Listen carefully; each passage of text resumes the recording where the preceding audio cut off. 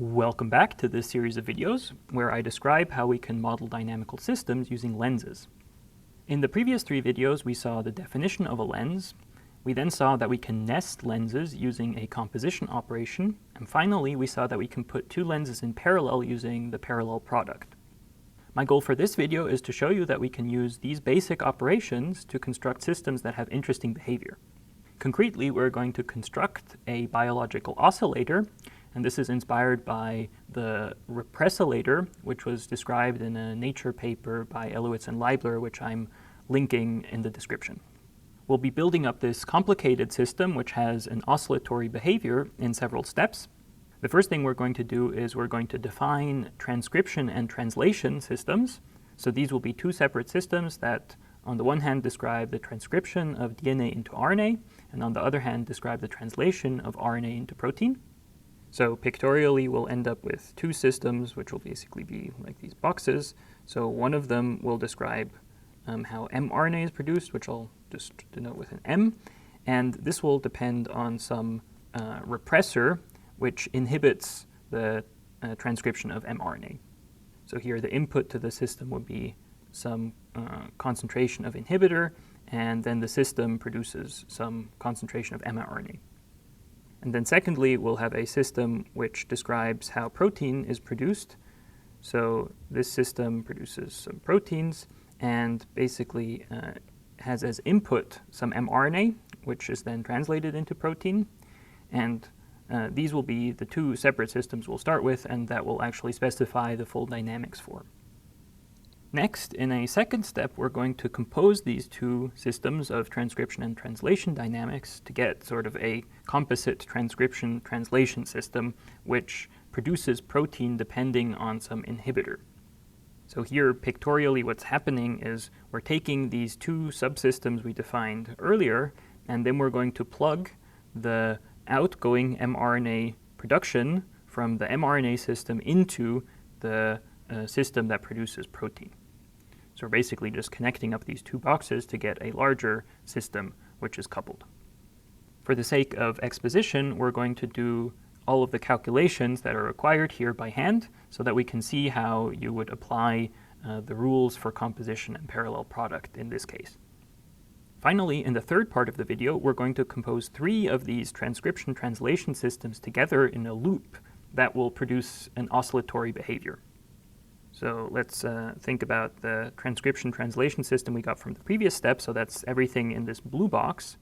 So basically, we'll be composing three of these boxes in a loop. And inspired by the biology, I'll label this first one TET-R, the second one CI, and the third one LAC-I.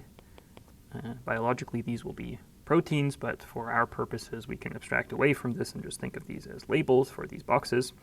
And well, each of these boxes has as input some inhibitor and outputs some protein. But basically, the way we're going to connect this is that each of the proteins the respective box produces is going to be an inhibitor for the next one. So essentially, we're just connecting them up like this in a loop. Now, the way the dynamics are going to work is that, well, if the concentration of this first protein here is high, then it'll inhibit production of the second one. And, well, if the second one is low, then after it won't inhibit the production of the third one so much, so the third one will be produced more. But if the third one is produced more, then this will inhibit the production of the first. So you can see that there's sort of a mutual inhibition thing going on here, which will produce waves of production in each of the protein components. Now, we'll have seen in the second step that performing these calculations by hand is a bit tedious because you have to keep track of a lot of variables. So for the third step, what I'm actually going to do is I'm going to show you some code which implements the definition of a lens as well as composition of lenses and parallel products. And then we'll just basically code up the dynamics we specified in the second part here for these transcription translation systems, and we'll compose them in software. Another benefit of doing this is that then we can actually simulate what this composite system here, this oscillator, is doing. So we'll end the video by producing some nice plots of how this system behaves. So I hope this all sounds interesting. I also hope that this video will illustrate how we can use this type of compositional workflow to break down a more complicated system like this oscillator here into simple components. And basically, this sketch I've given you for the outline of what we're going to do kind of conceptually already encapsulates everything we need to know about the system aside from the specific dynamics that we're going to assign to these smallest parts. What I mean by this is that if we have these types of pictures that I've drawn here, basically once we specify the dynamics for these two subcomponents, the rest is just kind of plugging things together and wiring them together using these lens operations. And these can be nicely illustrated using pictures. So basically for any choice of dynamics of these smallest components, we can perform this wiring together and we get some dynamics on this more complicated system. And I think this nicely separates two parts of the modeling process. So one is kind of how do you conceptualize your system? So conceptually, how do you build it up from smaller parts? And then the second part is kind of like, yeah, what kind of concrete dynamics are you going to give the smaller parts? And at least for me, this way of thinking about it makes things much easier than trying to write down dynamics for this large system directly, which is more complicated because there are more moving parts involved. And actually here in this example, we'll see that a lot of our work can be sort of duplicated because we're reusing the same parts several times in the larger system. Okay, so before getting started on the example, I'd like to briefly recap the main definitions, namely that of a lens, that of lens composition, and finally of the parallel product. So if you've watched the previous 3 videos, but it's been a while, then this will, refresh your memory. But if you haven't seen them before and they seem confusing, you might want to go back to the first 3 videos in this series where I explained them in a lot more detail. I'd also like to give credit again to David Jas Myers, from whose book I learned about these things.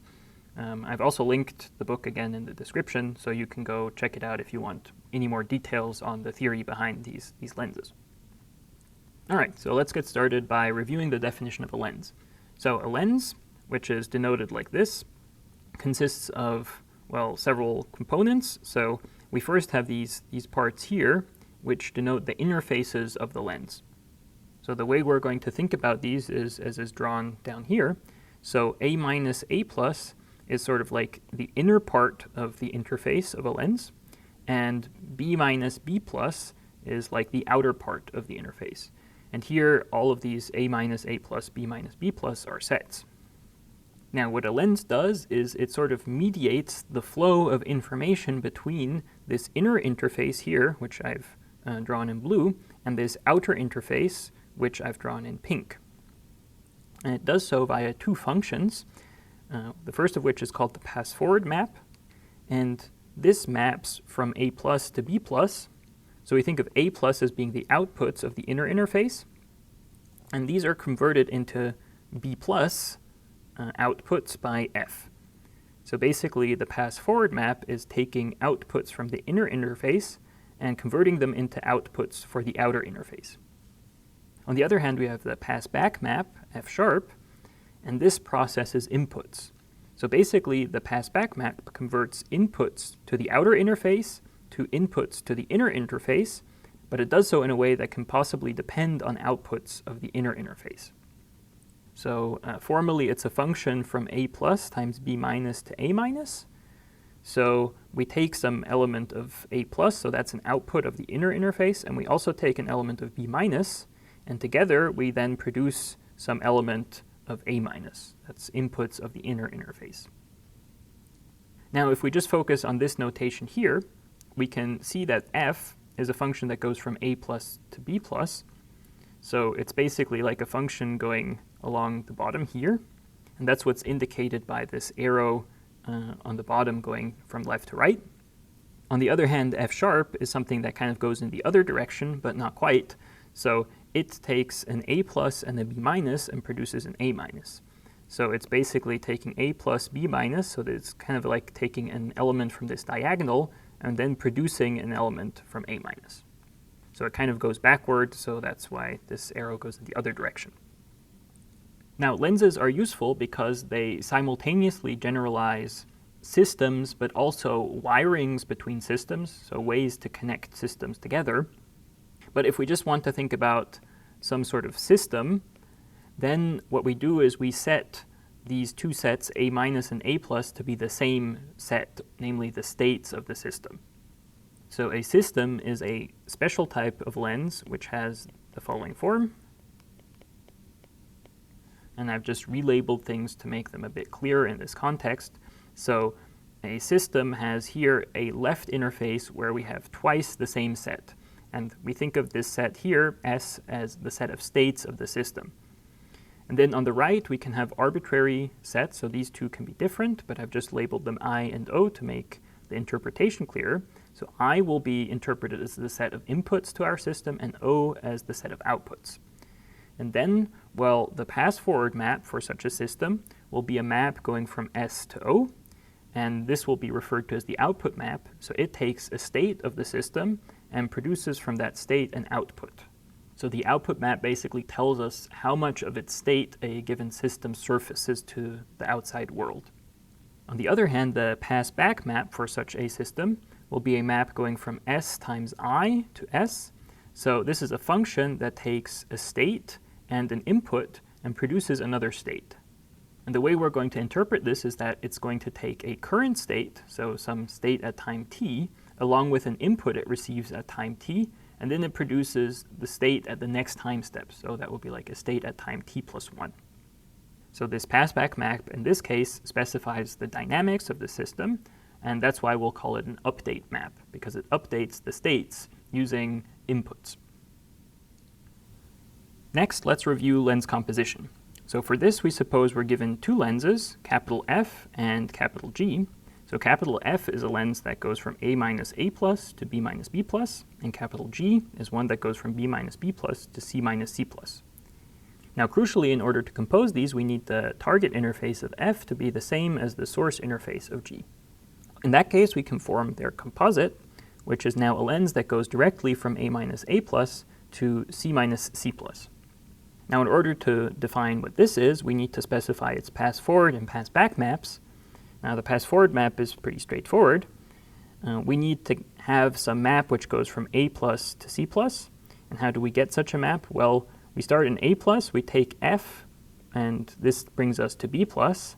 And from B plus, we can take G to get to C plus. So the composite G after F here of the individual pass-forward maps of capital F and capital G has the right type of signature and is now the pass-forward map for this composite lens. On the other hand, defining the pass-back map is more involved because we can't just chain two of the existing functions together. Instead, what we have to do is we have to somehow construct a map from A plus times C minus to A minus. So we take an element small a plus of capital A plus and an element small c minus of capital C minus. And well, now we want to somehow produce an element of this set here. How do we do that? Well, first we map forward the element of capital A plus to an element of capital B plus. So we use F to do this. So that's what's appearing here, F of small a plus. So we take the element we have started from here and we map it forward to B plus. Why is this useful? Well, given an element of B plus and an element of C minus, I can use the pass-back map of the lens capital G to get an element of B minus. So that's G sharp of F of A plus and C minus. So this thing here is now an element of B minus. Okay, now in the next step, I can use the original element of capital A plus together with this new element of B minus I got to get an element of A minus using the passback map for capital F, namely F sharp. So in this way, I've successfully taken an element of A plus and an element of C minus and produced one of capital A minus. So understanding this composition formula is perhaps the most complicated part of the definitions. If this seems all kind of complicated and strange, I suggest you go back to the video on lens composition where I give a very detailed explanation of how to derive this composition formula. And I hope that once you've seen that, the formula will make more sense. Otherwise, you can just accept it as a definition and will basically just be, well, using these two parts of the formula and just plugging things in. And in that case, if you just accept it as a definition, it's also fine. But as I show in the video on composition, basically there's nothing arbitrary about this definition. It's basically the only way you can assemble the data we have given here of these two lenses to make a new lens with the right signature. Finally, let's review the parallel product. So this is again an operation on two lenses, but in this case the two lenses don't have to share any interface. So we can take any two lenses and form their parallel product, which contrasts to the lens composition where we need them to be compatible in some way. So intuitively, the idea behind the parallel product is captured in this picture here. We're basically taking the two lenses and just putting them side by side. For this, we again start with two lenses, capital F and capital G, but in this case with general source and target interfaces. So F is a lens going from A minus A plus to B minus B plus, and G is a lens going from C minus C plus to D minus D plus. Now, the parallel product of F and G, which is denoted by this tensor symbol here, is a lens with the following signature. So we're basically just taking the respective interfaces of F and G, so in the source, and we're putting them side by side using Cartesian products between the various sets appearing. So it's a lens going from A minus times C minus, A plus times C plus, to B minus times D minus, B plus times D plus. So again, I'm just taking A minus A plus here and C minus C plus here, and I'm putting them in parallel using the Cartesian product of sets, and the same for the target interface. And that basically captures what this picture here is saying. If we interpret these sets here, so like the inputs lying above one another, as a Cartesian product of the sets in question. And this makes sense because, well, if we have two separate inputs, then we would feed it a pair of inputs, and a pair is just an element of the Cartesian product of these sets. Now, to define this parallel product of two lenses, I again need to define what the pass-forward and pass-back maps are. Again, defining pass-forward maps is easier, so here I've called it H. So basically, we're just putting the two pass-forward maps of F and G respectively in parallel. So we take some element of this set here, so that's a pair consisting of one element from A plus and one element from C plus. And how do we map it to this product of B plus and D plus over here? Well, we just apply the output map separately in each component. So to A plus, we apply the output map of F, which gives us an element of B plus, and to C plus, we apply the output map of G, which gives us an element of D plus. So we again get a pair. The first element of the pair is an element of B plus, and the second one is an element of D plus, so the signature is fine. Now for the pass-back map, we have to kind of rearrange things a bit. So the pass-back map needs to be a map going from this set times this set to this set here. So what this means is we're given a pair of pairs. The first element of this pair of pairs is an element of A plus times C plus. So we have some element small a plus and capital A plus, and an element small c plus and capital C plus. And then the second element of this pair of pairs is coming from this set here, and its first element is some element small b minus, and the second element is an element small d minus. And now we need to produce some element of this set here, so we have to again produce a pair, the first element of which needs to lie in A minus, and the second one needs to lie in C minus. Now the way we're going to do that is again going to apply the pass-back maps of the lenses F and G separately in each component. But now the problem is we can't just apply the pass-back map to, say, the first component, because here we have sort of a mixture between elements of the first lens and elements of the second lens G. So basically we have to kind of pick out the first component of each of these pairs of pairs and then apply the pass-back map F sharp to it. And the same goes for the second component. Here we pick out these two elements and apply G sharp to them, and this gives us the second element of this pair for the target. Okay, so I hope this refreshes your memory enough so that you can follow the rest of the video without any difficulty. As I mentioned in the introduction to this video, we're going to start by describing the dynamics of some very small systems, which in turn will describe transcription and translation. Now, because this example is sort of biologically inspired, I maybe should explain the very basics of the biology. So the general idea is that in cells we have DNA, which is like the permanent information storage that encodes all of the things a cell needs to live. However, DNA itself doesn't really do much, so it's basically just like encoding all of this information. The things that actually perform the sort of day-to-day operation in cells are proteins. Now, DNA encodes the information to produce proteins, but when we produce proteins based on that information of DNA, there's an intermediate step. So we first, from DNA, produce mRNA, and then from this produce protein. So the M here in mRNA stands for messenger, and is supposed to indicate that we're basically mediating between the DNA and the protein. Now the first process here, going from DNA to mRNA, is called transcription. So we say that DNA is transcribed into mRNA. And the second process here, going from mRNA to proteins, is called translation. And we say that mRNA is translated into protein. Now, if you were designing life from scratch, maybe you would directly, have a way to translate your information store into the protein. But actually having this mRNA here as an intermediate allows for an additional level of regulation that is very helpful for cells. All right, so in this first part here, we're going to focus on the process of transcription. The way we're going to model this process is as follows. So we'll have it be some box here, which as states has the mRNA concentration, which will be a real number. It's going to output that same mRNA concentration.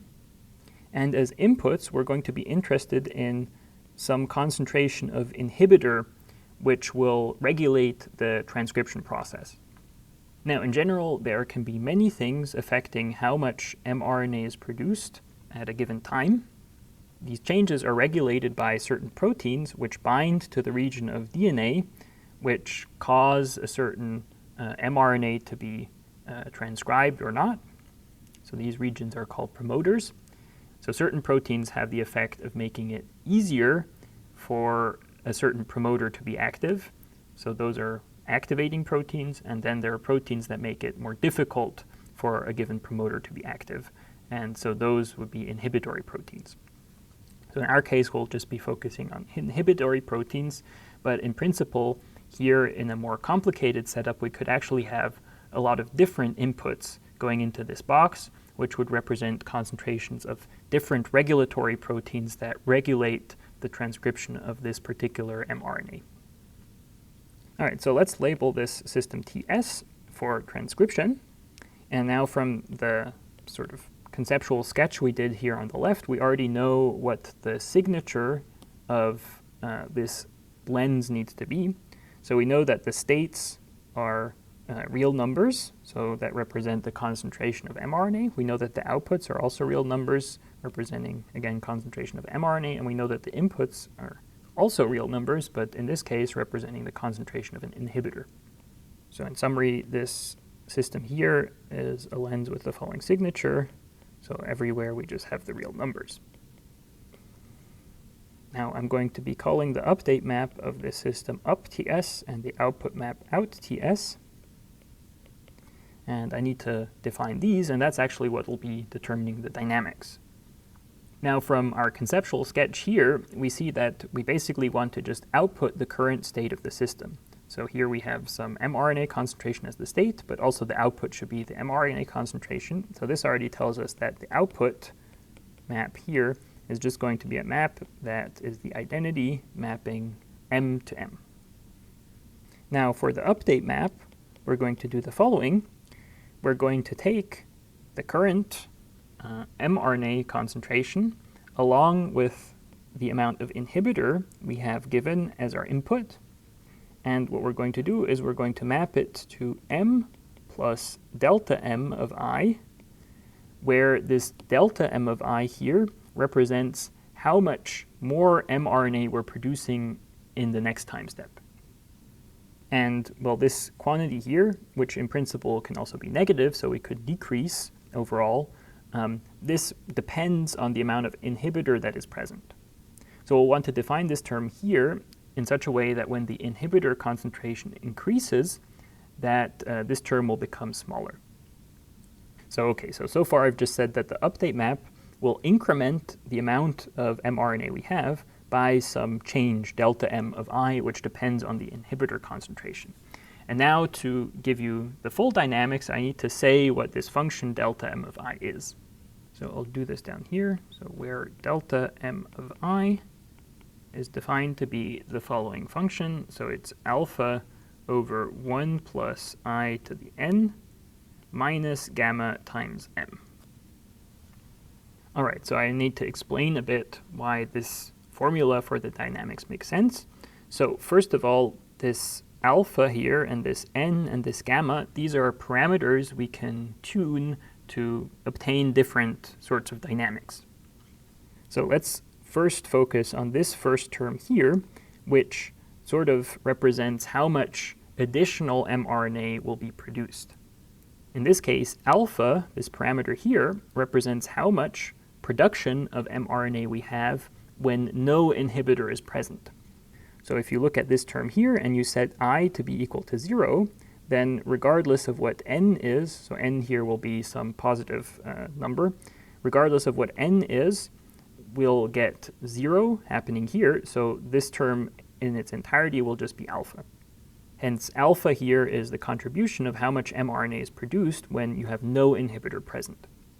And then if we increase the inhibitor concentration, this number here will continuously get smaller, and eventually it'll vanish entirely. So basically at sort of infinite inhibitor concentration, we're not producing any new mRNA.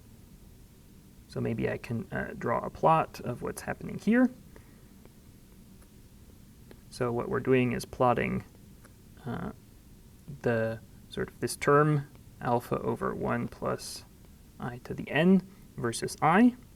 So at 0 inhibitor concentration, we have that this function gives us alpha.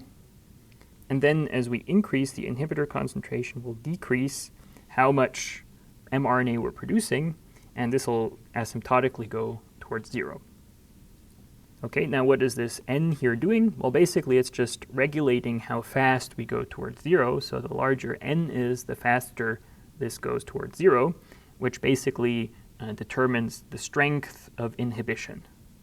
So this type of thing is called a hill coefficient usually, and the larger you choose it, the steeper this hill becomes.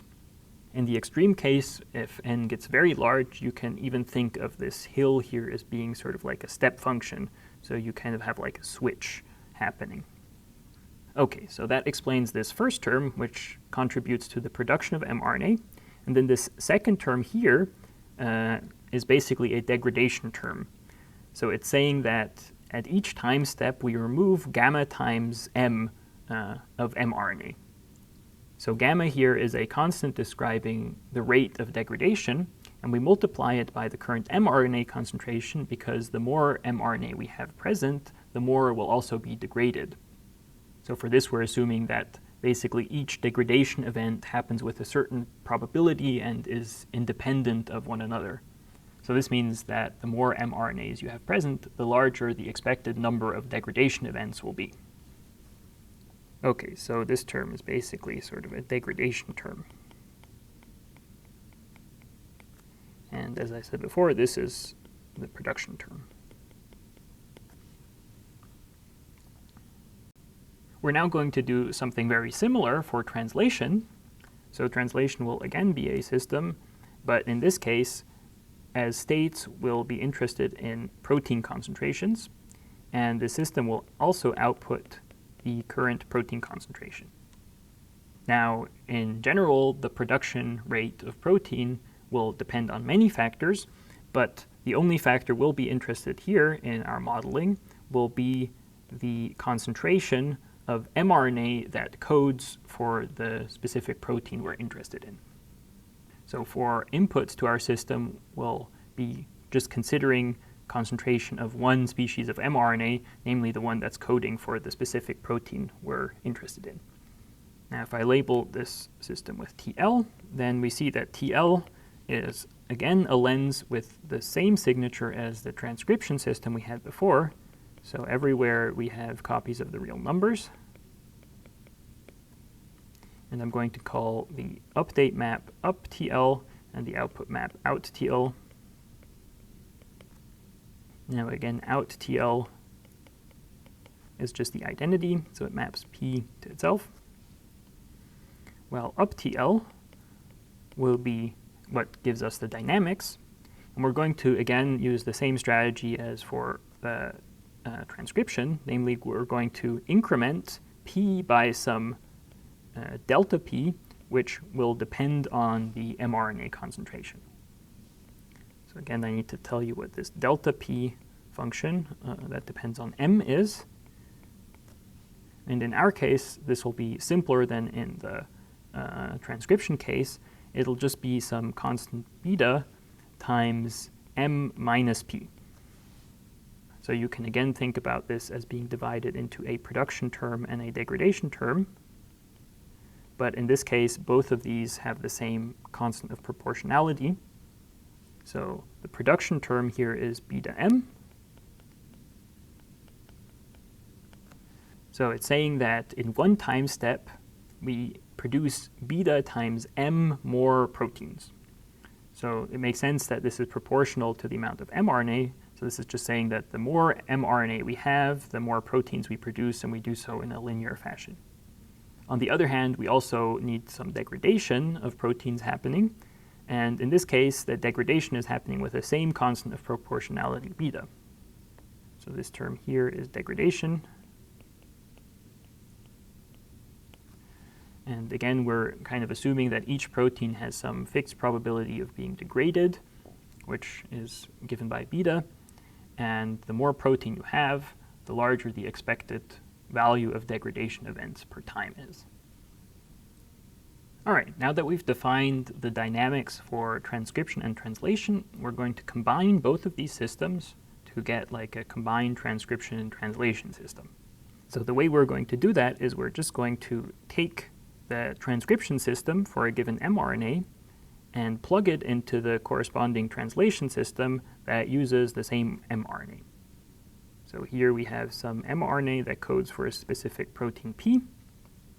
And here we have the corresponding translation system for that protein. Now this system here for transcription takes some inhibitor as input and produces mRNA as output. And while the translation takes that same mRNA as input and produces protein as output. So the goal will now be to describe this composite here, which I've indicated pictorially. Now, to figure out what this is, it's probably better to write things sort of stacked in a different way.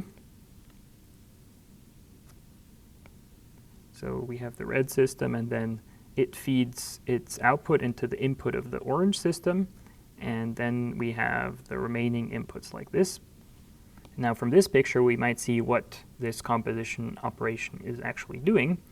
So first, we need to put these two systems, the red and the orange box, in parallel. And then in a second step, we need to wire them together using this wiring pattern I've drawn in the diagram here. So let me maybe indicate this below. So the first step we're going to do is we're going to put these two systems in parallel. So this gives us a system like this. Then we're going to wire them, which means that we're going to define a lens, which I'll call W, and I'm drawing in green here in this picture. And it'll have some inputs, which is just the first of this pair occurring here. And it'll have outputs, which will just output the second one of these pairs here. And internally, what the pass-back map of this lens is going to do is it's going to take the outputs of this first red lens here and feed them in as inputs to the orange lens. So it'll kind of do this type of thing here. And now, well, if you ignore this intermediate parallel composition white box, what you get is exactly what I've drawn on the right. So the additional ingredient we need here, aside from the parallel product, is this lens which specifies the wiring. And I'll describe in some detail how you come up with that. But essentially it's enough to consider this diagram here. So I'm going to, again, remove this thing which showed how you do it in 2 steps. Okay, so let's start by first putting these 2 systems in parallel. So we consider TS tensored with TL.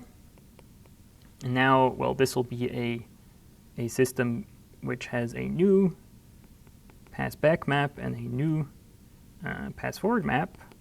And what are the interfaces? Well, we just take Cartesian products of all the sets appearing in the interfaces of the original lenses. So this will be something going from R times R, R times R, to R times R, R times R. All right, let's think about what the pass-forward and pass-back maps of this system are going to be. So the easy one is H, the pass-forward map. Here we just apply the pass-forwards of the subsystems in this parallel product component-wise. Now a state here is consists of a state of the transcription system paired with a state of the translation system. So this is a mRNA concentration paired with protein concentration. So H will map some pair M, P to, well, the pair where we apply these individual output maps of transcription and translation component-wise. But these are just both the identities, so we map M, P to itself M, P because we just apply the identity in each component. Now for the pass-back map, we need to do a bit more thinking. So here we want to have a function going from R times R times R times R to R times R. So the first bit here represents a state of the parallel system. So this is again a pair of concentrations, the first component of which is the mRNA concentration, and the second one is the protein concentration. Then the second input to this function will be a pair of inputs for the individual systems. Now an input for transcription system is an inhibitor concentration, while the input to the translation system is an mRNA concentration. Now observe that I put a prime here. Why is this? Well, this is because the M that is an input to the translation system as of yet has no relation to the mRNA concentration that's happening in the transcription system. Now, when we compose the systems by feeding the output of the first into the input of the second, we'll identify these 2 things. But as of yet, we're just putting them in parallel, so they don't have any interaction with each other yet. So I'm just choosing a different name for the variable for the input for the translation system to make this clear. Okay, now how do we map this? So if you recall the definition of the pass-back for the parallel product, basically we just have to isolate the first 2 components here, which represent parts of the first system appearing in the parallel product, and we need to map them using the pass-back map of that system. So here we isolate M and I, and we map it to the corresponding pass-back of the transcription system, which in our case we denoted M plus delta M of I. And again, delta M of I was this specific dynamics we chose, but I'm not going to write it down explicitly to keep things more compact. Similarly, the second component will be P plus delta P of M prime. So that's just the dynamics for this translation system. So here I've just followed the definition for the parallel product, and we see that it makes sense. So we have a pair of states here and a pair of inputs. And how do we update our states? Well, we update the first state using the rule we had for the first subsystem, and we update the second state with the rule we had for the second subsystem. Okay, so now the second part we need to do is we need to define what this wiring pattern means. In other words, we need to write down a lens which specifies the wiring pattern we want. So the way to think about this is, again, we want to encode this type of relation. I'm drawing it in green. So we define the wiring, which will be some lens W sharp W. And now we need to determine the correct signature for this wiring. Now if you look at the outer part of this box, we're basically taking one input and producing one output. And the input we're using is the inhibitor concentration, which is a real number, and the output we're producing is a protein concentration, which is also a real number. So the output side of this lens will be R over R. On the other hand, we want this wiring to be composable with our system where we've put the two subsystems in parallel. So the first part of this wiring here needs to be the same as the target of this parallel product. So this means this should be R times R, and this should also be R times R. Okay, now we need to think about what the pass forward and pass back maps are doing. So let's start with the pass forward map. So it should be a map that takes a pair of real numbers and produces a single real number. And we recall from the lens here where we took the two systems in parallel that this set here represents a pair of outputs. And we know that these outputs, the first component is the mRNA concentration and the second one is the protein concentration. Now in this composite system, we just want to output the protein concentration, so the output of the second system. So the output map for this wiring will take, well, this pair of outputs from the parallel product system, and it'll just output the second component P. So for output purposes, we can forget whatever the mRNA concentration is. We're just interested in whatever the current protein concentration is, as was outputted by this parallel product system. So if you want to think about this in the picture, what does the output map do? Well, it should take like outputs of this subsystem, which are these points here, and it should map it to outputs of the larger wired together system. And we see here that we're not doing anything with this output of the first system, at least with respect to like outputting to the outside box. So we are wiring it into the inputs here, but that will be captured by the pass-back map of the wiring, not the output map. So this brings us to the pass-back map. So here we need this map to be something going from R times R times R to R times R.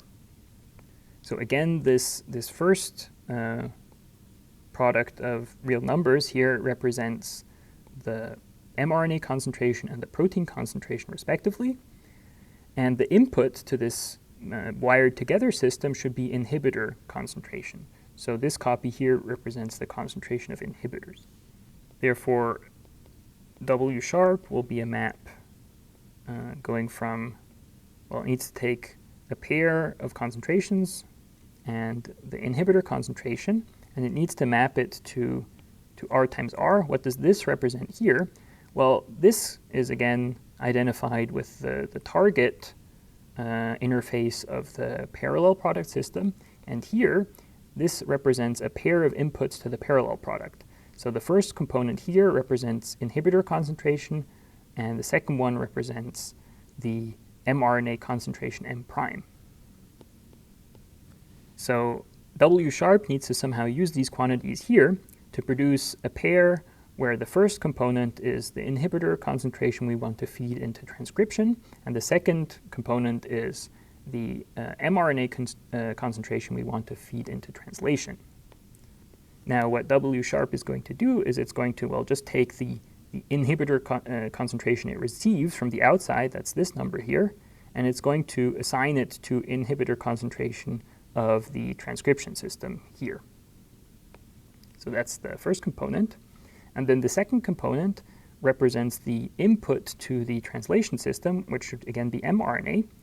And well, we use the output of the first system here in order to get the mRNA as an input for the second system. So that's represented by mapping the M, which comes from the output of this red box here, to the M here, which will represent the input of the orange box. Finally, now that we've defined the wiring, the third step is to compose the wiring together with the parallel product. So let's call this capital W for short. We're now going to wire these two systems together, which amounts to calculating W after this parallel product here. So that's TS tensored with TL. Now this thing will be a lens going from R times R times R to just R over R. And I'll call the pass back map here F sharp and the pass forward F. And now we just need to apply the definition for composing lenses in order to calculate these. Let's start with the easier one, which is the pass forward. So by definition, F is just going to be W after H. And well, now this means we need to start with a pair M and P, and then apply first H, which just maps MP to itself. And then we apply W, which maps MP to P. So this composite here just maps the pair M, P to P. Now let's move on to the pass back map. So the pass back map needs to take some pair of states of the subsystems along with an input to the outer system. So here this is going to be, again, a pair of concentrations, M, P, and inputs to the outer system that was inhibitor concentration, so that comes from W here. And now if we apply the definition of what the pass back map is for such a composite, what we get is that we need to first, we need to map using H sharp, so that's the pass back map of this second system here. What do we need to map using H sharp? Well, we need to map the first component of the pair here, M, P, and then as an input to this, we use what the system, so the first system here appearing in the composite, what its pass back map produces. So that's W sharp of H of M, P. And then we also have I as the second input to W sharp. And then we close the final brackets for H sharp. Okay, so here I've just basically plugged in everything into the definition, and that's what we get. Now there's some simplification that we can do by plugging in the individual definitions for like W sharp and H sharp and so on. So we know that H of MP is just MP itself, because H is the identity. And moreover, we know that W sharp of some pair MP, I is just I, M. So this means, because, well, this thing here is just MP. So this means that this entire thing here, this W sharp bit, is just I, M. And now the final thing we need to do is calculate H sharp of M, P and I, M. And well, here we see that H sharp of M, P, I, M prime is this, but now we see that the identification has happened, which I promised, namely that we're now applying H sharp not to a pair where M and M prime are distinct, but where we actually have the same M occurring here and here. And the reason this is the same M is because of the way that W sharp was acting. So this entire thing here is just M plus delta M of I, P plus delta P of M, where now M and the M prime from above, from here, have been identified. Okay, so with that we're done. We've successfully composed the transcription and translation system in sort of a sequential manner, where the output of the transcription system is fed into the input of the translation system. Now maybe let's quickly check whether this composite here makes sense. So we again have a pair of states here representing a pair of concentrations for the composite. So that makes sense. So our composite system has, on the one hand, a mRNA concentration and also a protein concentration, and those two things are independent. Then for the inputs, well, it takes some inhibitor concentration as input and outputs solely the protein concentration. So that lines up with this picture we've drawn. Then what does the output map do? Well, it takes this pair of states and it only surfaces the second one. And that's, again, what the picture is communicating. And finally, the dynamics here.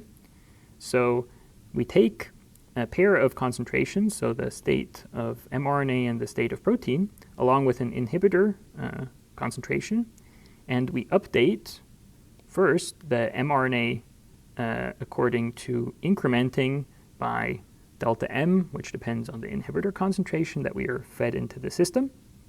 And we update the protein concentration as follows.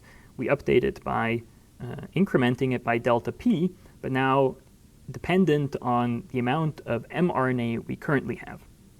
Okay, so this composite we've defined here makes sense intuitively, and in fact we could have sort of directly written down this more complicated dynamics if we wanted to. Now, as you can see, it was quite a lot of effort to calculate these things by hand because we had to keep track of a lot of variables. Now, in practice, if this were necessary every time you wanted to calculate one of these composite systems, this wouldn't be very useful because this is a lot of work. On the other hand, we saw that basically all of the information we need in order to perform this process, so here we're just calculating this parallel operation, here we're defining this wiring, and then we're just, again, applying a definition. So essentially, we're only applying definitions, plus we're defining a wiring pattern, which is essentially given by this picture. Therefore, once we've kind of drawn this picture, which implicitly defines the wiring, everything is just mechanically applying definitions. So in fact, if you somehow automate this process, so you, for example, write some code which implements these definitions, then this is actually much easier than directly writing down the more complicated dynamics, because you're just saying what these easier dynamics are on the subsystems, and then you have to, say what the wiring is. But in principle, this could be done by just drawing a picture like this and having it be interpreted in the right way. And then the rest, what's happening here, is just calculations. And that's something a computer can do very well. On the other hand, sort of plugging these things together in a way that makes sense conceptually is something that we as humans can do very well. So this way of building these systems provides like a nice division of labor between these two aspects once we've automated all of this calculation business. But as we'll see later in the video, it's really only a few lines of code to write down these definitions because we formulated them properly using math. It means that the stuff will work out, and so basically we just need to write code that does exactly what the mathematical definitions are saying. Let's now turn to constructing the biological oscillator I promised at the beginning of the video. So this is sometimes called a repressilator because it consists of sort of these elements which mutually repress each other. Now the idea is that we're going to combine three of the transcription and translation systems we calculated before by hand in a loop. So let me just recap this what that composite was, but I'll sort of remove reference to the subsystems. So our calculation gave that we had some transcription translation system, which has an update map and an output map. Before they were called F# and F, but now I'm renaming them to make things a bit clearer. And it has as states pairs of concentrations of mRNA and protein, takes as input some inhibitor concentration, and outputs the protein concentration. So pictorially, this is some box. It has pairs of states M, P, produces P as outputs, and takes inhibitors as inputs. Now, we remember that the output map for the system would take some state M, P, and just output the second component, P, while the update map does the following. So it maps M, P, and some I to M plus delta M of I, P plus delta P of M. So now we can remember what these delta M's and delta P's were. So where delta m of I is equal to alpha over 1 plus I to the n minus gamma times m. Again, alpha and gamma and n are just some parameters. And then finally, delta p of m is equal to beta times m minus p. All right, so now to construct the repressilator, we're going to take 3 instances of this TT system, but possibly with different parameters, and we're going to loop them together. So the composition we're going to be interested in is the following. So we have 3 boxes representing 3 of these systems. I'm just going to call these TTCI, TT LAC-I, and TT TET-R. Now the first of these systems, TTCI, will produce some protein, namely this CI protein, which will serve as an inhibitor for the second system, namely the LAC-I system. And this, in turn, will produce LAC-I protein, which will serve as an inhibitor for the TET-R system. Finally, this will produce TET-R, which will inhibit the CI system. So therefore, we're looping these things together in the following way.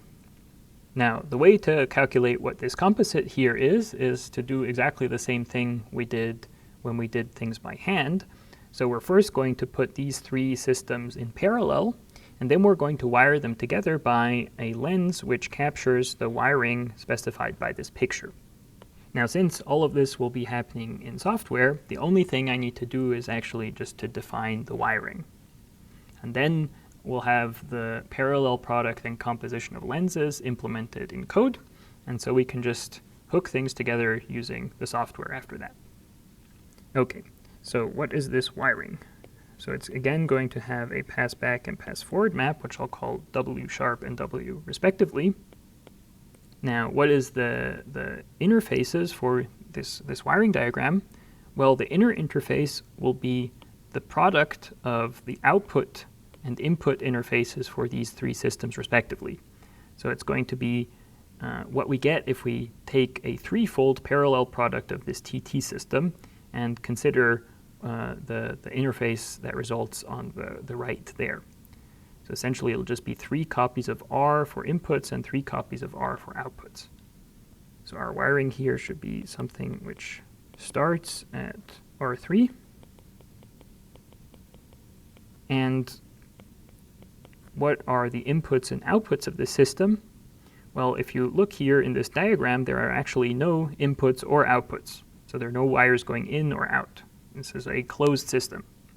And because it's closed, we're also going to be able to simulate sort of the dynamics of this system without having to feed in inputs. Now, I can't remember if I mentioned this, but I think I did actually have an example of a closed system in one of the previous videos. Whenever we have no inputs or outputs, what's actually happening is that we basically just have a unique input and unique output happening. So these will be singleton sets. Basically, just means that we have no choice of input and also no choice of output. Intuitively, you might think you would want to put empty sets here because we have no inputs, but if you think about what then the update and output maps would be, you see that this doesn't really make much sense. And instead, we should interpret having no inputs as just having a unique input, which means that essentially there's no choice in input. Okay. So this explains the signature of what this wiring needs to be. And, well, these 3 copies of R down here represent the outputs of each of these systems respectively, while the 3 copies of R up here represent the inputs of each of these systems respectively. I now need to define W and W sharp, so let's start with W. So W needs to be a map from R3 to the singleton set, and, well, there is only one such map, so we don't actually have a choice, but, well, let's write it down anyway. So this will take whatever the protein concentration is from this first system, which I'll denote PCI. And then as a second component, we'll have the protein concentration of LAC-I, finally P of TET-R. So these are the outputs of these 3 systems respectively, and we're mapping them just to the singleton set, which means we have to map it to this unique element star. Okay, and then finally we have the interesting part, which is this pass-back map. So it's a map going from R3 times the singleton to R3, but R3 times the singleton is just isomorphic to R3. So here we start with PCI, we have P like I and P tet R. So that's an element of this set here, which comes from the output of the threefold parallel product. Then we also have this sort of dummy input star happening. And then we need to map this to R3 over here. And this represents the inputs of the threefold parallel product of these subsystems. So this will be the input for the inhibitor for Ci, this will be the input for inhibitor for lac-I, and this will be the input for inhibitor for tet-R.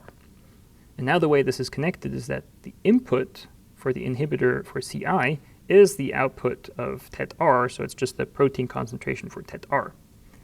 So we set P tet-R to be inhibiting the Ci system. And similarly, well, for the inhibition of lac-I, we use the protein concentration of Ci. This will be PCI. And finally, for tet-R, for its inhibition, we use the protein concentration of lac-I. So essentially what's happened here is kind of we've just cyclically permuted these labels on the proteins. And this exactly represents feeding them into each other in this cyclic fashion. Okay, so now I've actually defined all the data we need. So we've defined individually what these TT subsystems are, and we've also defined the wiring. And now all that remains to be done is to compute this composite here. So W after TTCI, tensor TT lac-I, tensor TT tet-R. And well, this composite here is exactly this system. And if we look at the update map for this system here, this will describe the dynamics of this composite system. Of course, we really don't want to be doing this calculation by hand, because here we have now 3 systems which we're putting in parallel, so the bookkeeping will be even more tedious than in the previous example we did by hand. So instead, we'll move to some computer software which will do this for us. All right, so here we're in Visual Studio Code where I'm running Julia.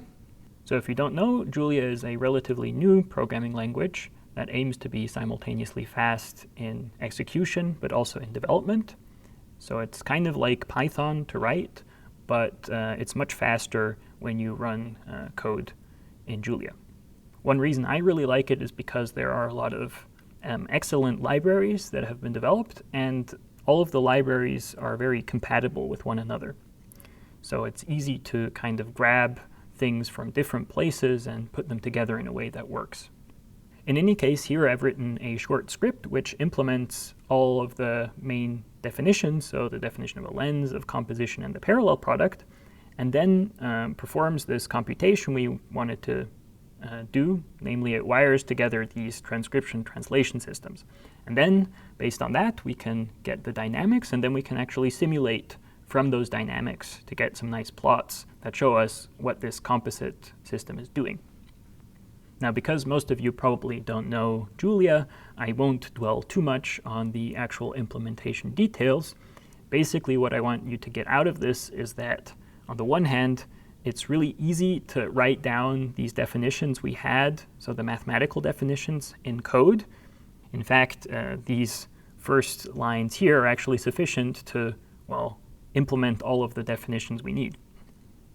And then second, the thing I hope you'll get out of it is that, well, once we've done this, we can just write down the relevant functions, and the computer will deal with all of the tedious work of, actually calculating the composite.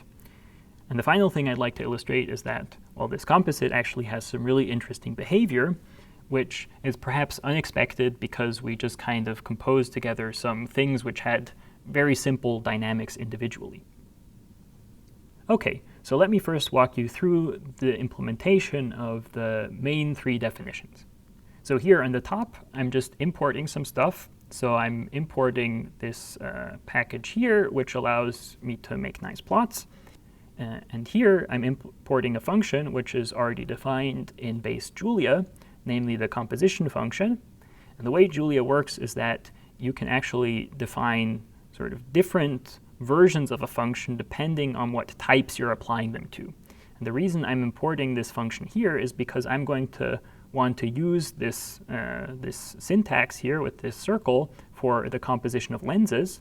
And the way I'm going to do this is I'm going to extend the function that already exists in Julia, but to work with a new data type which specifies lenses. Now this is basically the first thing I'm doing is I'm defining a new struct, which is called lens. And basically this just has two sort of fields which contain data. And the first field is up, which is a function. So that'll represent the update function of our systems, or more generally, the pass-back map of a lens. And then there's also this function out, which will represent the output function of our systems, or more generally, the pass-forward map of our lenses. So in this very simple definition of a lens, all that I'm basically doing is I'm just specifying the update and output maps. So if you compare this with the mathematical definition, in the math definition, aside from those maps, we also need to say what the sets are in the source and target interfaces of the lens. Here, this is kind of implicitly handled in the functions, because these functions will only accept certain inputs and they'll produce certain outputs of certain types. But in a sort of better, more detailed implementation of lenses, it would be nice to be able to keep track of the types, because in this implementation here, for instance, we can't decide, just looking at one of these lens objects, whether we can compose it with another one. So essentially here in this very basic implementation, I've left out all of the type information, which would be relevant for composing lenses with each other.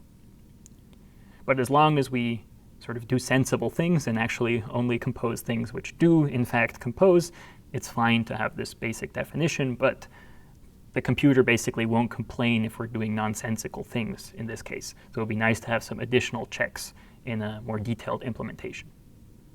All right, then the second thing we're going to do is we're going to define composition of two lenses.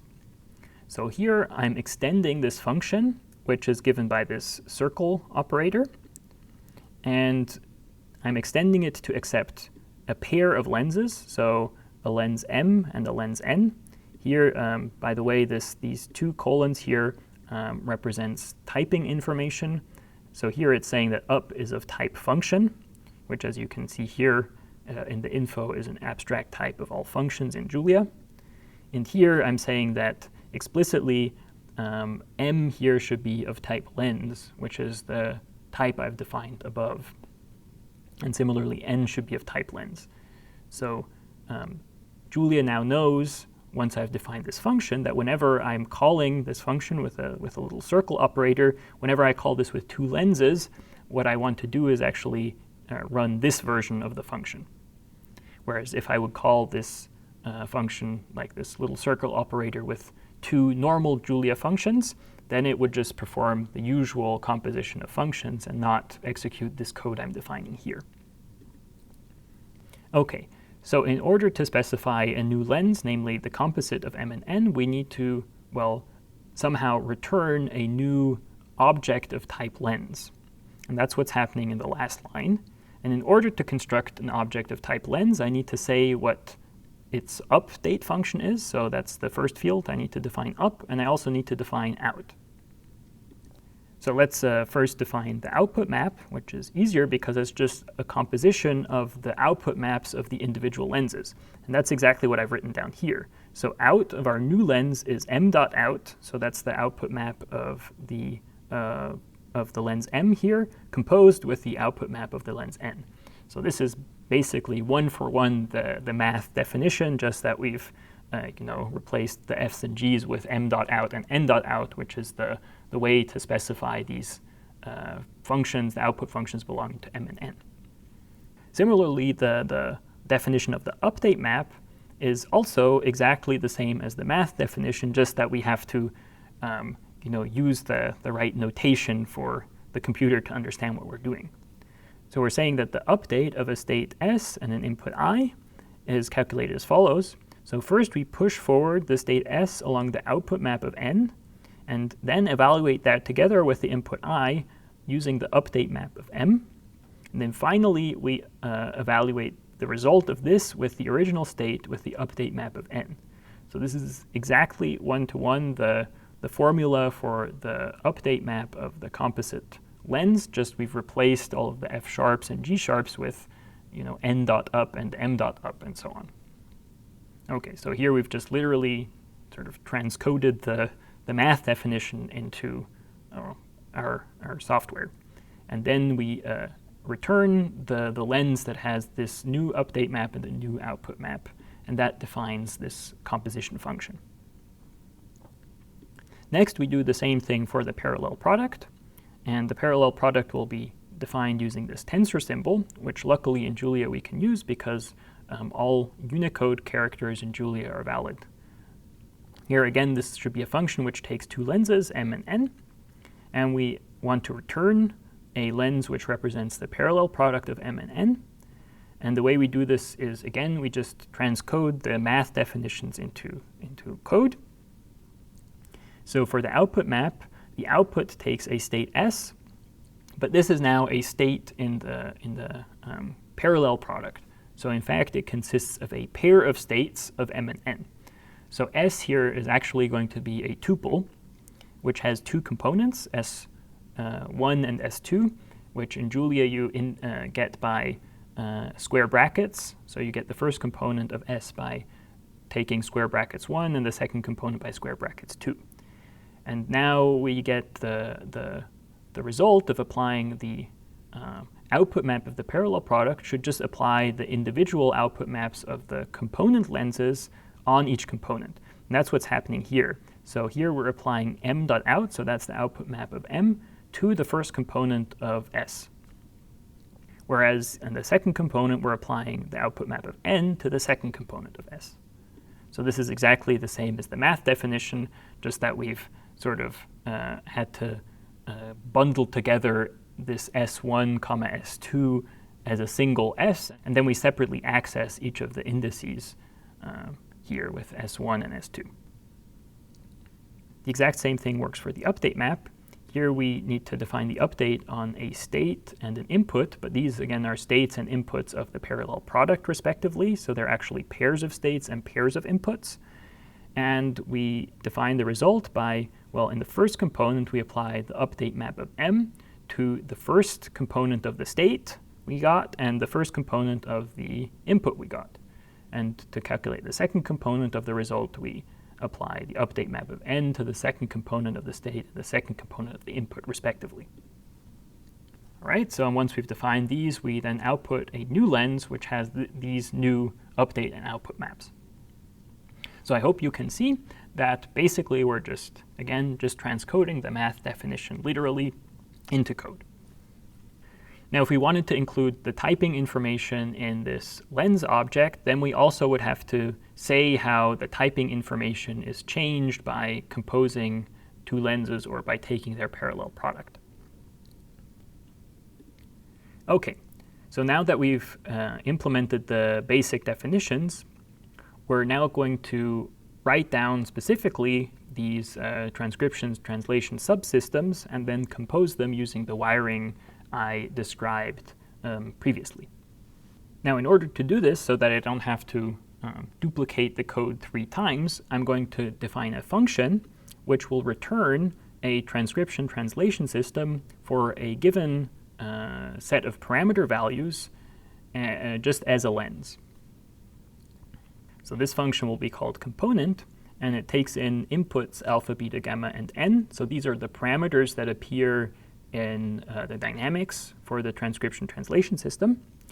And then it defines the update and output maps for this transcription translation system according to what I defined previously and what we calculated by hand, basically.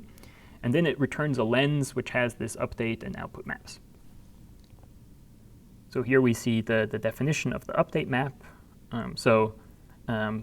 it's updating a state with an input. And now again, for transcription translation, a state is a pair of states where the first element is mRNA concentration, the second one is protein concentration, while the input is just a single concentration of inhibitor. So now how do we update the state? Well, in the first component, we're describing the mRNA concentration, and this is updated as follows. So remember, it was something like m plus delta m.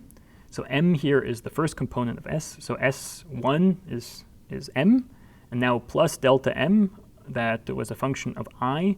So that's the second part happening here. So we have alpha divided by 1 plus I to the nth power, and then minus gamma times m, which is, again, S1. So that's exactly the dynamics we specified for the mRNA. And then in the second component, we have the dynamics we have for the protein. So this is like P plus delta P of M. And P is S2, while here we have S1 minus S2, so this corresponds to M minus P. And then we have this coefficient beta, which is the proportionality constant for both production and degradation of the protein. Finally, we have the output map, which just takes a state and, well, outputs its second component, which is the protein concentration. All right, so now that we have this function, which allows us to instantiate transcription translation systems, we can instantiate 3 specific ones with some choice of parameters. So here I'm basically just calling this function 3 times with slightly different choices of parameters, and I'm, calling them according to the names of the proteins in question. So we have a system corresponding to CI, we have a system corresponding to LAC-I, and one corresponding to TET-R. And basically, I'm holding all of the parameters the same except for alpha. So I'm varying alpha. So CI has an alpha of 200, LAC-I has an alpha of 300, and TET-R is an alpha of 400. Remember that alpha is the rate of transcription that's happening when you have no inhibitor present. So this means that the mRNA for TET-R will be more actively transcribed than that of CI, for example. Another thing we can note here is that, well, this n, this Hill coefficient, is about 3. And so this is sort of a, not so very steep curve. Usually these Hill coefficients are somewhere, I think, between like 2 and 4 or something like that. And then here, beta and gamma, I've just chosen to be 0.5 in both cases. So in this case, the degradation of the mRNA is happening at the same rate as the degradation of the protein. Now you might ask how I got these coefficients. Well, basically I just kind of played around with these until I got the result I wanted.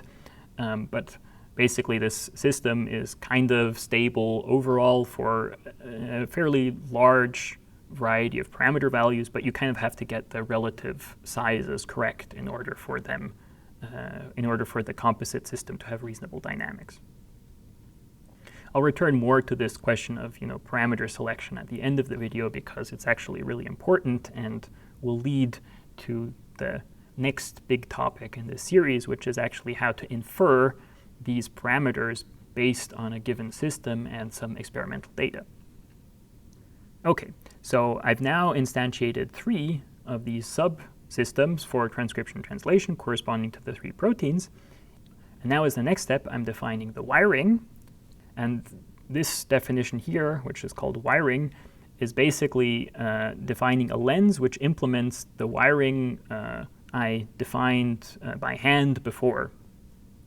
So here I'm using shorter notation, namely I'm using these lambda functions, which you can define in Julia by using this arrow operator. Essentially, this is just saying that this pair O comma I is mapped to this pair over here. And similarly, the state S is mapped to S. So this represents the pass forward, and this represents the pass back. So let's look at the pass forward first. And now I'm noticing that I didn't do quite the same thing as I promised in the previous thing by hand. So recall that in the previous composition, which I defined by hand, we actually didn't have any output set.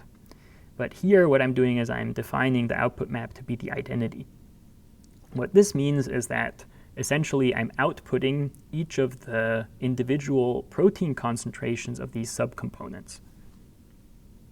So if you want to mentally go back and correct the definition of the wiring diagram I gave, the thing you need to change is that the output part of the target interface in the bottom is now no longer just the singleton set, but rather is also R3. And the output map, so the pass-forward map W, is now just the identity. So that's what I'm doing here.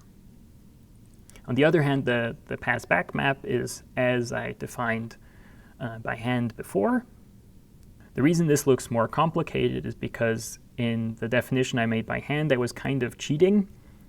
The thing I was doing there is I was representing the state of the threefold parallel product just as a triple of numbers, whereas in fact, you actually have to choose which ones you compose first in parallel, and this will actually give you a pair of pairs. So the form of the state is not actually a triple in reality. If you follow the definitions very precisely, it's actually a pair where the first component is again a pair. And so this means that when I'm mapping the output here, which corresponds to, well, the various protein concentrations of these subcomponents, if I want to cyclically permute them, I can't just have them indexed by 1, 2, and 3, but rather the third component is actually the second component of this pair of pairs. Maybe I should just write down exactly what I mean. So by a pair of pairs, I mean something like this. So A, comma B, and then comma C. So the third component of this pair of pairs is actually the second component of the outer pair. So that's O2. And then O11 is A, and O12 is B, because well, this one, for example, is the first component of the outer pair. So we're going in one level first, this gives us this pair, and then we go in another level and we get this component here. And so if you think about what this is doing, well, if O is like this, A, comma B, comma C, and well, this represents in our system, A would be the protein concentration of Ci, B would be the protein concentration of Lac-I, and C would be the protein concentration of Tet-R. Then O of 2 is C, so the protein concentration of Tet-R. O11 is A, so that's the protein concentration of Ci. And then O12 would be B, which is the protein concentration of Lac-I. So that's exactly what we wrote down for the pass-back map of this wiring W sharp. So essentially, this is cyclically permuting these indices. It just looks kind of weird because we have this pair of pairs thing going on. In fact, that's another detail which, in a better implementation, you would probably want to get rid of. So here it matters like in what order the pairs are nested. So basically, whenever you compose two things in parallel, you get like these pairs of nested pairs and so on. And well, if you would compose a lot of things in parallel, you would get really deep nesting, and this would be really kind of not clear to deal with. So in fact, what you could do is you could just define the parallel product to convert a pair of systems into something where you don't have these sub-pairs happening. So you kind of flatten out everything. And that works fine, so I have an implementation that does that, but it makes things a bit more complicated. In particular, the definitions for like parallel product and composition and lens, they just become a bit more involved because you always have to do this flattening step. But then the upside is that you don't get all of these nested pairs, and you don't have to do this multiple indexing, which is kind of confusing when you're writing down definitions. Okay, in any case, we've now defined 3 instances of this transcription translation system, and we've also defined the wiring of how to wire them together in a loop. And now we can use the implemented composition and parallel product operators to just define the composite. And because we're using these nice Unicode symbols for the composition and parallel product operators, this looks exactly like what you would write down in math. Okay. So this basically defines this repressilator system that we're interested in. And now I'm going to go back and run all of the code. So we're defining first this struct for lenses, then we're defining the composition, we're defining the parallel product, we're defining what this component functions are, Then we define 3 instances of these component functions. Now what Julia is outputting here is always the result of running each of these blocks of code. You can see that Julia represents these lenses sort of in a way that isn't completely comprehensible when you read it. Okay, we define the wiring, and then finally we compose according to this wiring diagram. And you can see that the output here for this composite is kind of a nightmare. This is because we're doing all of this bookkeeping sort of automatically. But the output of this composite is again a lens with certain functions, which, oh yeah, this looks terrible, but luckily the computer is keeping track of all of that, all of those details for us. Okay, so now that we have this composite repressilator system, we can actually simulate from it based on its dynamics. So what I'm doing here is I'm setting up, a simulation over 150 time steps. So this t is 1 to 150. This is generating a vector, which goes from 1 to 150. And then I'm defining s. This is an initial state. And you also see here that this is you see here all of these nested pairs happening. So I want to define an initial state where all of the concentrations, so for the mRNA and the proteins for each of the subsystems is 0. And in order to do this, I have to respect the nesting that happens because I'm taking the parallel product in this fashion. So these brackets out here are the ones that are happening here. And the blue brackets are the same as the blue brackets up here. Well, these inner brown brackets, so these correspond to the fact that each of the subsystems here, Ci, Lac, I, and Tet, actually consist of pairs of states. Okay, then in the next step here, I'm initializing an empty vector, which will record the outputs of my system.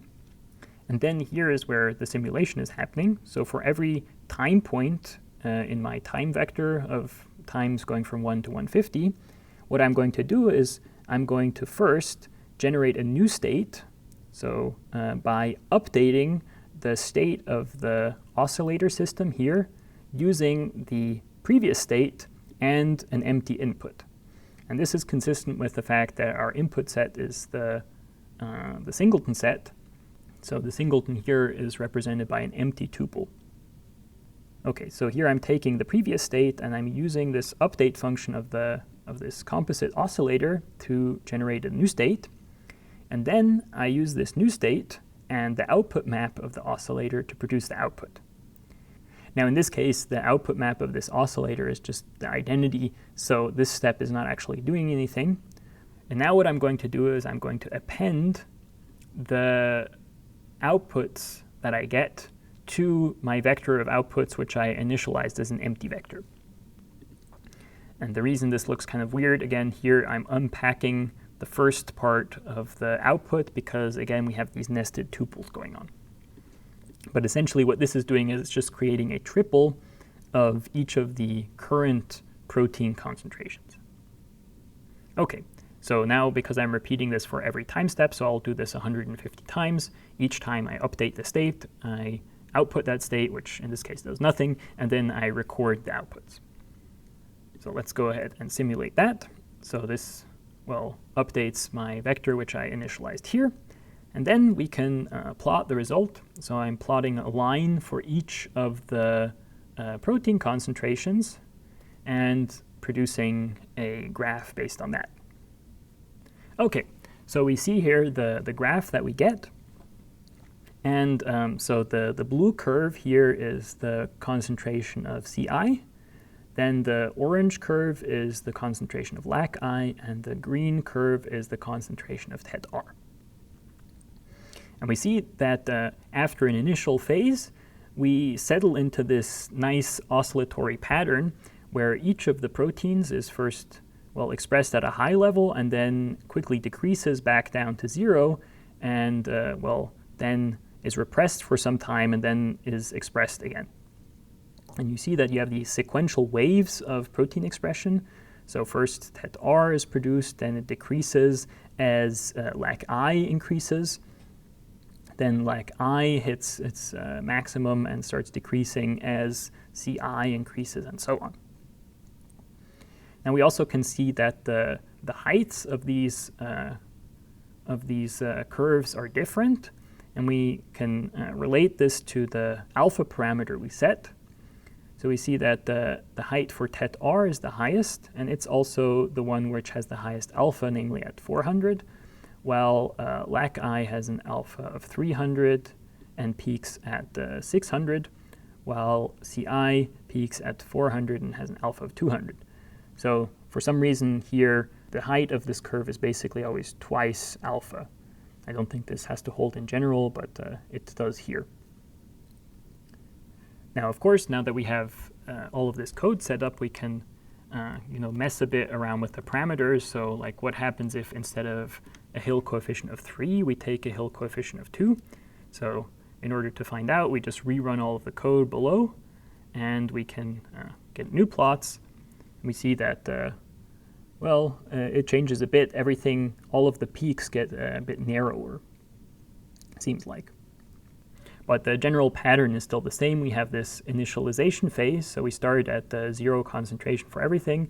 Then all of the proteins are expressed at the same sort of time, but those that have a higher expression rate get expressed faster, and then we settle into this oscillation phase after this initial warm-up period. Another thing I'd like to note is that these curves actually look pretty smooth. So the traditional way to simulate these types of systems, and that's also what the authors do in the paper on the repressilator, is you would model these using differential equations. So in that case, it's kind of like the limit of the system we've defined if you take the time steps to be very small. The reason for this is basically because we've defined all of these components as being sort of m plus delta m and p plus delta p. And this delta m and delta p, well, these are like the difference operators in the discrete case, and these correspond to like the differential of the corresponding quantity if you transition to the continuous setting. However, we can see here, based on this simulation, that even in the case where we have actually pretty coarse time steps, so I'm only doing 150 time steps here overall, we get pretty smooth curves. So there might be cases where these corners here in the curves, which are slightly visible, might be a problem, but at least if we're simulating things on this scale, it's completely enough to have this very coarse, discrete simulation going on in order to discover the qualitative dynamics of the system. Okay, so I hope that throughout this video I've given you insight into how we can use these mathematical abstract definitions of lenses and of their composition and parallel products in order to actually build, systems that might be useful for actual real-life research. And I also hope that you can see how this compositional approach to system building might actually be a very reasonable thing to do. Now, for the sake of exposition, so that you understand all of the math going on, I mean, we did one of the composites by hand, which is something, once you do it once, you probably shouldn't do it again if you can write software that does it for you. And moreover, even this software here, which is reasonably simple, could be simplified even further if we implemented some sort of, say, graphical interface where we can draw wirings, for example. So really the hard part for the user, I mean, once you have some software which implements the relevant definitions, the hard part for the user is to write the code that specifies the individual components and also the code that specifies the wiring.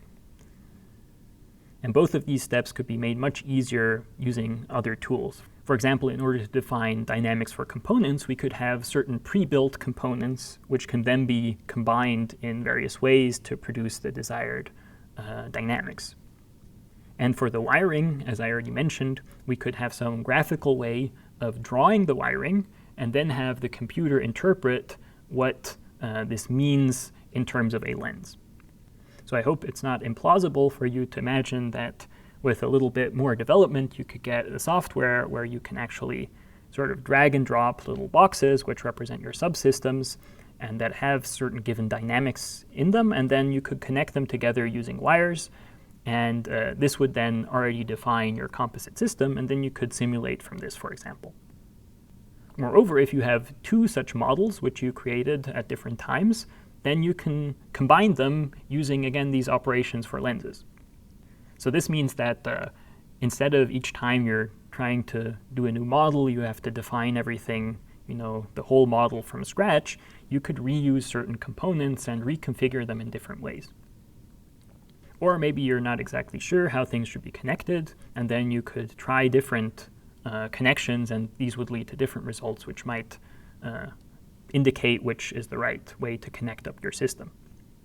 Another advantage of having everything be modular in this fashion is that, well, you can also collaborate with other people, where each person can sort of work on their area of expertise and design a model for their system of interest, and then in a second step you could combine these different models from the different people into one big model by just wiring these things together. And well, the nice thing about this lens formalism is that basically these models are just arbitrary functions, so in principle you have very little limitations on what you put into your model, but on the other hand, the formalism behind the lenses guarantees that if you respect the types of the interfaces, that you'll be able to put these two models together and actually use them in concert. Now, all I've been talking about so far is what's usually referred to as the forward problem, which is that of building models from known dynamics and then, well, simulating from those.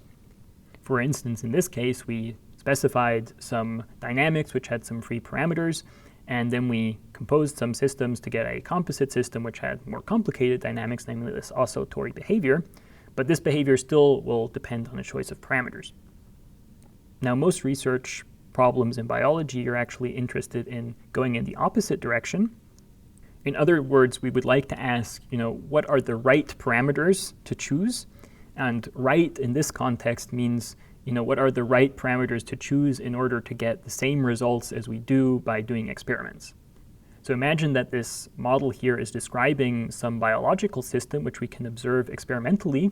Then we could choose, well, what alpha, beta, gamma, and n do I need to choose in order to reproduce the behavior as well as possible of this observable biological system? Because in this flow of logic, things go in the opposite direction, this is usually called the inverse problem, and it is much more difficult to solve than the forward problem. One reason for this is that, in principle, there can be many different combinations of alpha, beta, gamma, and n which produce more or less the same behavior, or exactly the same behavior. In any case, the inverse problem is actually the problem that's more interesting, and, well, another way to think about it is that we're sort of fitting the model to experimental data. So we're choosing parameters that result in the best fit of the model to some given experimental data. And this is basically a form of inference, and hence it's not surprising that you would try to tackle it using some form of statistics. In fact, this is exactly where we'll be headed in the next part of this series. So what we'll do is we'll extend the definition of lenses to include some form of uncertainty. And then in turn, having this uncertainty present will then allow us to do inference on the lenses themselves. And this will give us a way of addressing the inverse problem. So I hope you'll join me for that.